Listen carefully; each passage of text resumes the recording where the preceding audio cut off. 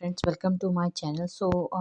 Now is only 4 days is left. If I will say कि only 3 days is left because on 10th we will do only important things.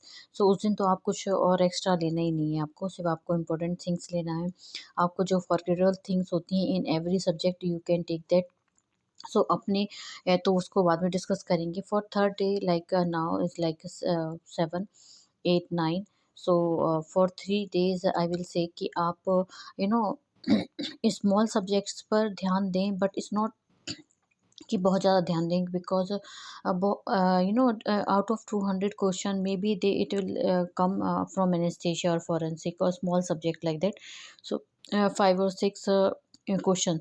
So if now we have to count करना होगा हमें hours में, ना कि days बचे हैं. तो आवर्स में मेरा सजेशन है कि जैसे कि आपने 1 आवर दिया फॉर एनेस्थेशिया और for anything like 2 hours for gynae ops is depend is totally depend on you, like how strong your subjects are. तो अगर आपने 1 hour दिया है सो आप उसको सिर्फ 1 hour ही देना है आपको, ना कि आपको फिर ज़्यादा आपको आगे चले जाना है. बिकॉज होता क्या है, जब हम कोई भी हम जब रिवीजन करने बैठते हैं तो वी हैव टेंडेंसी ना कि हम सोचते हैं थोड़ा और ज़्यादा कर लें, या ये रह गया ये रह गया. अब वो टाइम नहीं बचा ना, तो 1 hour में अगर आपको करना है तो करना है. लेकिन अब इसमें भी डिपेंड करता है कि जैसे कि बिग सब्जेक्ट्स हैं like surgery, gynae ops, medicine, तो सबके अपने स्ट्रॉन्ग और वीक थिंग होगी. तो मे बी किसी को सर्जरी में 4 hours लगेगा. 4 hours means total previous years what ever question bank everything revision in 4 hours. सो लेकिन हो सकता है किसी को वो 2 hours में हो जाए कंप्लीट.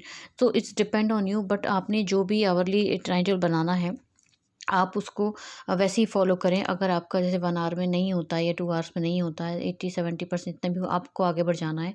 फिर आपको दिन में टाइम मिलता है या वापस आपको टाइम मिलता है तो आप वहाँ पर उसी सब्जेक्ट्स पे आएंगे. Otherwise no need to do extra thing. या तो आपको कंप्लीट करते जाना है अब तो, कि आप कंप्लीट करते जाओ. और अब कुछ ज़्यादा सोचना नहीं है कि क्या होगा क्या नहीं होगा. अब आपको दिमाग अपना स्विच करना है और you have to go for just for studies, only studies. Keep studying, don't think anything. तो बहुत जल्दबाजी में भी मुझे लगता है for revision, if I will say बहुत जल्दबाजी में रिवीजन नहीं करना चाहिए. बिकॉज फिर वो ना हौच पौच होने लगता है फिर आपके माइंड में, वो एक लाइन में नहीं आता पूरा. तो आपको ना अब ये सब क्या ना आपका बिखरा हुआ है सब कुछ ऐसे. तो आपको ना वो सब एक लाइन में लाना. उस लाइन में लाने के लिए ना you have to be calm when you are doing a revision.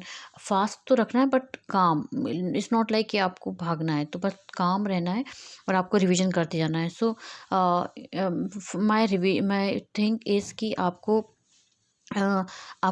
Just आपके इन 3 days में आपको कंप्लीट कर लेना है.